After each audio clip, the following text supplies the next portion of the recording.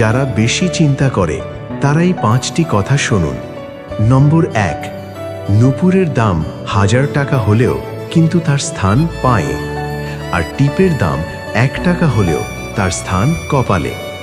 নম্বর 2, ইতিহাস সাক্ষী আছে লবণে কখনো পোকা ধরেনি, কিন্তু মিষ্টিতে তো প্রতিদিনই ধরে, পিঁপড়েরাও ছাড়ে না। নম্বর 3, মোমবাতি জ্বালিয়ে মৃত মানুষকে স্মরণ করা হয়, আর মোমবাতি নিভিয়ে জন্মদিন পালন করা হয়। নম্বর 4, মানুষ সোজা পথে চলতে চায় না, আর বাঁকা পথে সবারই আগ্রহ বেশি।